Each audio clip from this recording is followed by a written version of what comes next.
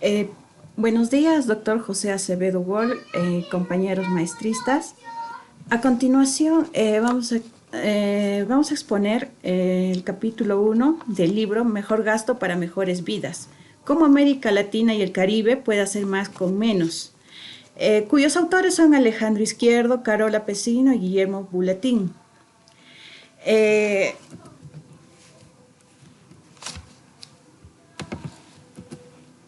A continuación, somos el grupo A y nos ha tocado hacer un resumen del capítulo 1, el gasto público de más a mejor.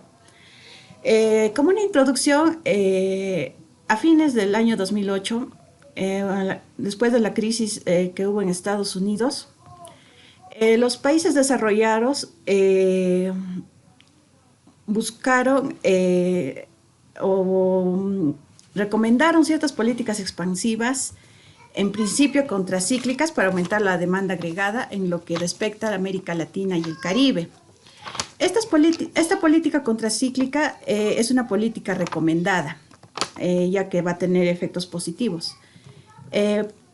Consisten básicamente en épocas de abundancia reducir el gasto y ahorrar, y subir los impuestos y las tasas de interés, lo que hace que sea sostenible el crecimiento. Y en los malos tiempos se usa el dinero ahorrado para realizar el gasto público y bajan los impuestos y las tasas de intereses, con lo cual se logra controlar la recesión. Pero en el caso de América Latina y el Caribe, ellos siguieron las recomendaciones, pero ellos incrementaron el gasto a nivel de salarios y transferencias, que en una época de crisis no podría ser sostenible. Entonces es algo difícil de revertir. Lo correcto hubiera sido que se realicen gastos en relación a lo que es infraestructura o educación, o en gastos de capital, que si es que habría una crisis futura, se podría fácilmente revertir y no generaría consecuencias tan graves. En América Latina y el Caribe prácticamente se vio un patrón procíclico, que es una política no recomendada, en el cual en épocas de abundancia se gasta más de lo que ingresan los impuestos. Se disminuyen los impuestos y las tasas de intereses, lo que hace que un crecimiento a costa del futuro, o sea que se va hipotecando el futuro para cumplir gastos actuales. Y en épocas de crisis se reducen los gastos y se aumentan los impuestos y las tasas de interés, con lo que concluye en una recesión. Por eso no es recomendado aquel patrón procíclico. En uno de los capítulos, en uno de los temas que aborda el libro es de un mayor gasto público, ¿a qué precio? Donde nos muestra un gráfico en el cual muestra la preferencia y sostenibilidad fiscal del 2007 y 2014, básicamente en esos dos periodos, en esos dos lapsos de tiempo. En el eje X se encuentra la brecha fiscal primaria como porcentaje del PBI, donde los valores positivos señalan una escasa sostenibilidad fiscal y los valores negativos una sostenibilidad fiscal fuerte. Con respecto al apetito del gasto, los valores positivos indican una alta preferencia por el gasto y un valor negativo por la baja preferencia del gasto. Como aquí podemos observar, lo que está en el punto azul del año, son del 2007, o sea que estos países de América Latina y el Caribe, el 2007 se encontraban en este cuadrante inferior, netamente casi todos en el cuadrante inferior izquierdo, donde mostraban pues una poca predisposición por gastar, o sea, una baja preferencia por el gasto, pero una sostenibilidad fiscal algo estable. Pero con el transcurso del tiempo, todos los países se han trasladado o han tenido una tendencia de traslado hacia el cuadrante superior derecho, lo cual nos indica que, o sea, que han tenido la intención de aumentar el gasto, una preferencia por el gasto, pero a consta de la sostenibilidad fiscal, porque no, o sea que deberían haberse mantenido quizás en los valores negativos de la brecha fiscal. Pero entonces lo que podemos ver aquí es que ha aumentado el gasto público, pero a consta de la sostenibilidad fiscal. Y este problema de la sostenibilidad fiscal es un factor preocupante ahora en América Latina y el Caribe. También nos muestra un gráfico de la ley Wagner. En el eje X vemos el logaritmo del PBI per cápita y en el eje Y el gasto primario como porcentaje del PBI. El gasto primario viene a ser los gastos totales menos los intereses y comisiones de la deuda. Y aquí también notamos una línea que nos muestra el valor predicho. Entonces, aquí hay países que están en la parte superior al valor predicho y países que están que tienen un gasto inferior al valor predicho. La solución no es en todo, por ejemplo, los países hacer un recorte del gasto para solucionar los problemas de sostenibilidad fiscal. Porque un gasto sin una política de sostenibilidad a menudo generaría crisis. Es así que estos países que tienen un gasto inferior al valor predicho no deberían aumentar su gasto si no lo han planificado. Podrían realizar gastos quizás en servicios públicos, pero teniendo instituciones que puedan ayudar al incremento del gasto con una sostenibilidad. La preocupación de esta sostenibilidad fiscal ha hecho que los países tomen una serie de decisiones con respecto a hacer ajustes. Pero estos ajustes, si no son correctamente planificados, pondrían en riesgo el crecimiento al disminuir lo que es la inversión pública. Así como también podría traer problemas sociales cuando se hacen recortes de transferencias, disminución de sueldo de personal, entre otros. Es cierto que aquí en la región América Latina y Caribe, el ingreso medio de las personas, de los ciudadanos, están aumentando, por lo cual las personas empiezan a demandar más y mejores servicios. Pero el gobierno, al no tener estos recursos para poder aumentarlos, tiene que ver la forma de lograr satisfacer las demandas de estos ciudadanos de ingreso medio, pero utilizando los mismos recursos. Y estos gobiernos no podrían, por ejemplo, incrementar los impuestos para financiar sus gastos, ya que las personas, al no tener confianza en el Estado o en el gobierno, no aportarían en la contribución de los impuestos y quedarían pues con bajos niveles para el gasto.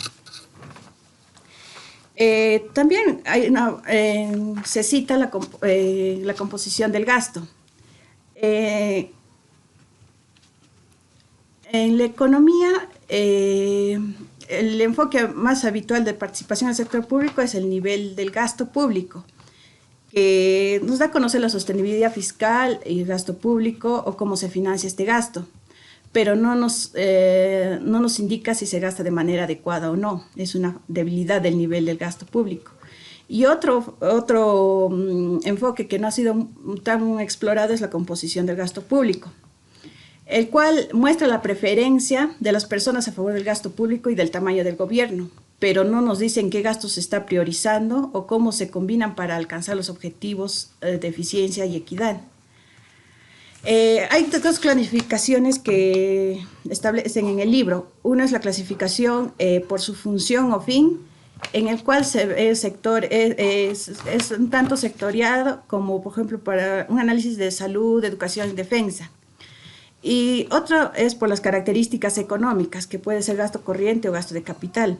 Asimismo, cita Shelton 2007, gastos por categorías de gasto, que también son por sectores, educación, salud, y por niveles de gobierno, que lo clasifican en gobierno central y gobierno local. Asimismo, hace un análisis de la actualidad versus el futuro, gasto corriente versus gasto de capital. Nos muestra otro gráfico donde nos explica acerca de la evolución de la composición del gasto público, clasificación económica, desde el punto de vista de la clasificación económica en función al porcentaje del gasto primario total. En el caso, por ejemplo, de las economías de desarrollo, nos menciona de un periodo de 1980 hasta un periodo de 2016. En el eje Y nos muestra un porcentaje del gasto primario total, en el cual la línea azul nos muestra el gasto de capital, mientras que la línea naranja nos muestra el gasto corriente. Y en esto podemos ver en el transcurso del tiempo que el gasto capital ha sido menor ha tenido un sesgo con respecto al gasto corriente en 8.5 puntos porcentuales, viendo que, o sea, el porcentaje de inversión le está superando a lo que es el gasto corriente, o el gasto corriente le supera al gasto de inversión en 8.5%. Estos aumentos, pese a que el gasto primario se ha aumentado como porcentaje del PBI, se ve que, o sea, el gasto corriente sigue tomando ventaja. Entonces, aquí se podría ver la decisión de priorizar los gastos actuales por encima de los gastos de inversión, ganando así los gastos que actualmente se realizan a los que va a ser hacia el futuro. A continuación, les voy a explicar a mi compañera Karina.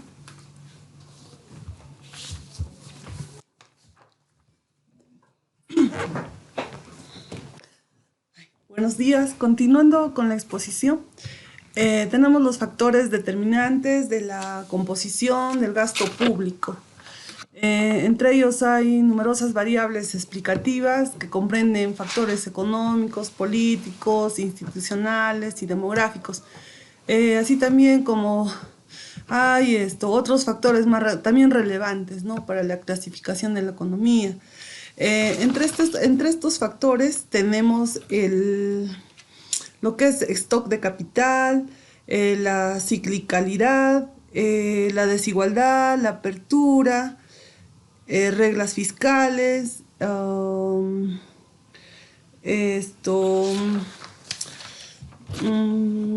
factores políticos e institucionales.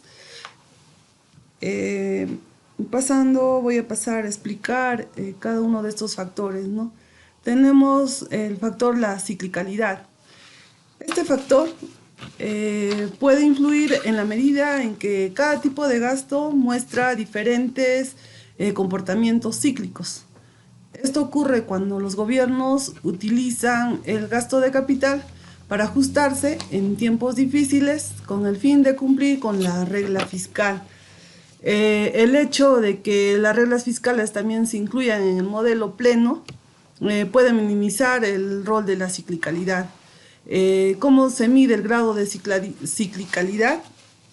Con el coeficiente de correlación entre el componente cíclico del PBI y el componente cíclico del gasto total, ¿no? Esto ocurre cuando los gobiernos, o llevándolo a modo de ejemplo, es cuando los gobiernos utilizan el gasto de capital para ajustarse en tiempos difíciles con el fin de cumplir con la regla fiscal.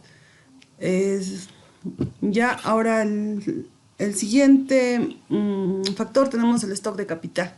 Esto podría influir, puesto que al ser más bajos pueden generar más gastos de capital, ¿no?, dado que el capital es altamente productivo en niveles muy bajos, debido a retornos marginales decrecientes del gasto de capital. Los países de América Latina y el Caribe presentan los niveles más bajos de stock de capital después de África. Tenemos otro factor que es la desigualdad. Una medida de la desigualdad es el coeficiente Gini, ¿no? La que nos puede medir lo que es la desigualdad entre los países o dentro de un país, ¿no? La que está asociada negativamente con el porcentaje del gasto de capital en el gasto total. Ya haciendo en esto de la desigualdad, el ingreso es antes del impuesto, puede generar una fuente de demanda de políticas redistributivas. Esto nos dice Romer en el año 75. También tenemos otro factor que es la apertura. Los países que están más integrados a nivel internacional se enfrentan a una mayor volatilidad. Al producirse un giro en los mercados globales, toman medidas para compensar este riesgo externo. Sin embargo, si los países en desarrollo no tienen buenos mecanismos para realizar transferencias a los perdedores de la reforma, la relación negativa prevista entre la participación relativa del gasto de capital y la apertura podría ser cero o incluso podría ser positivo, ¿no?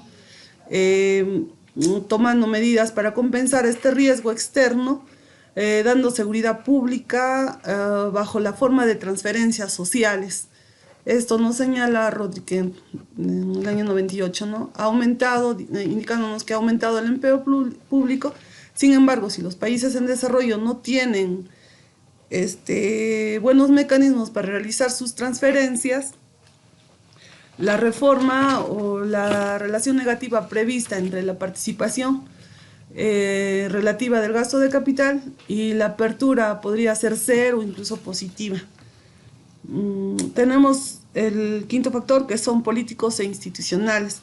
Los gobiernos izquierdistas suelen prestar mayor importancia a la seguridad social como a la atención de salud, mientras que los de derecha favorecen la infraestructura y la defensa. Pero se prevé, ¿no?, que el porcentaje del gasto de capital será menor en el caso de los primeros, porque en este caso lo que son factores políticos e institucionales siempre se está, ¿no?, con el riesgo, existe que la corrupción, ¿no?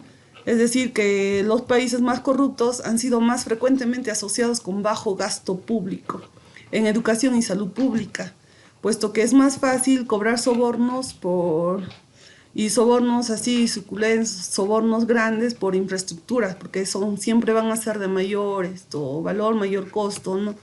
A comparación de pagarle mayor sueldo a un docente o comprar libros, cosa que eso se desestima, y muchas veces lo que se opta es más por lo que es infraestructura.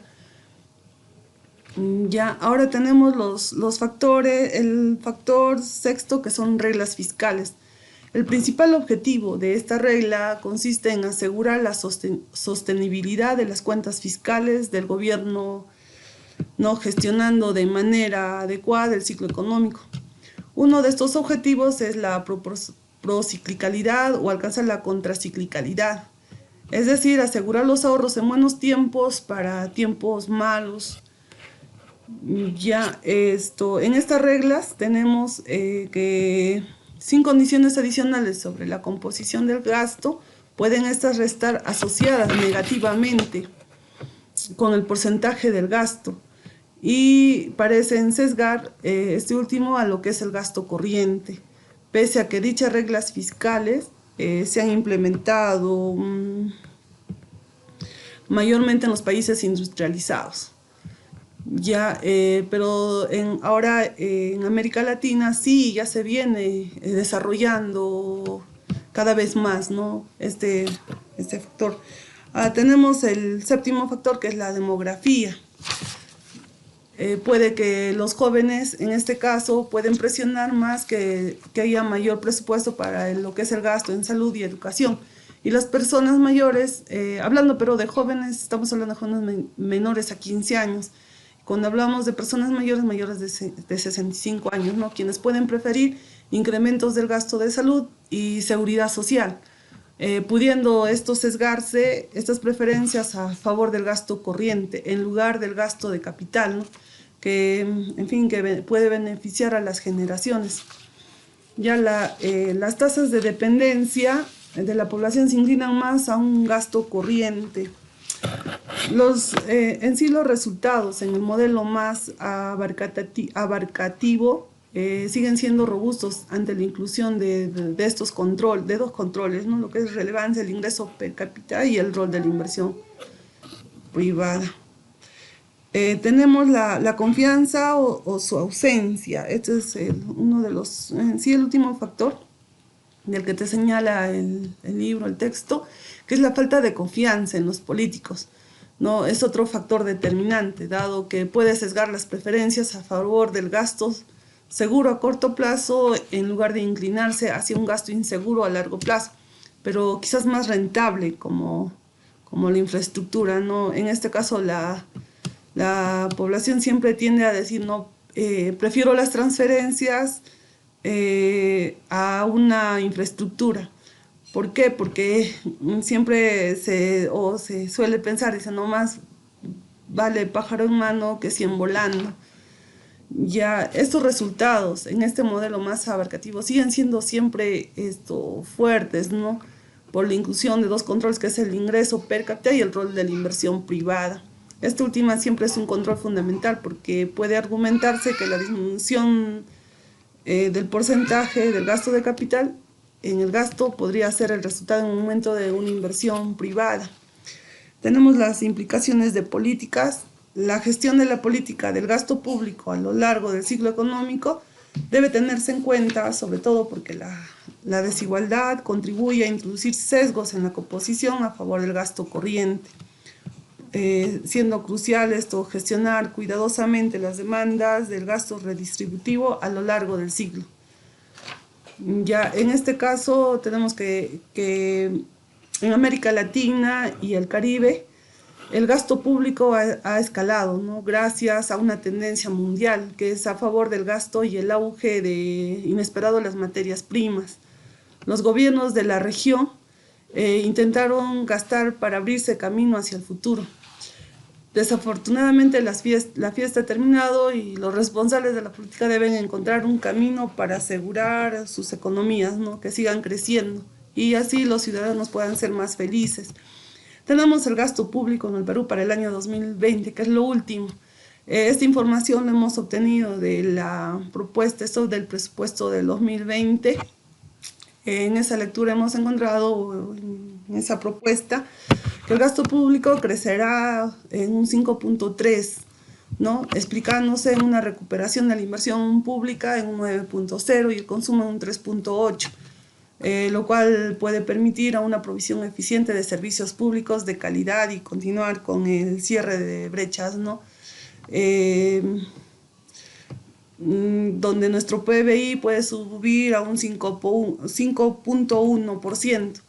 Ya esto debiéndose a la continuidad de proyectos de reconstrucción, la modernización de la refinería Talara, entre otros proyectos de gran envergadura, ¿no? Como el del metro, como les decía, reconstrucción, lo de las minas. Hay minas que se van a ampliar. Ya tenemos también lo que es mayor capacidad del gasto en los gobiernos nacionales, una mejor articulación en la programación de inversiones con el presupuesto público, que busca asignar eficientemente y de forma oportuna los recursos, ¿no? Buscando siempre que el consumo público registre un crecimiento del 3.8%, el cual financiará, en fin, los compromisos salariales, la provisión eficiente de bienes y servicios que brinde el Estado. Eso sería todo. Gracias por su atención.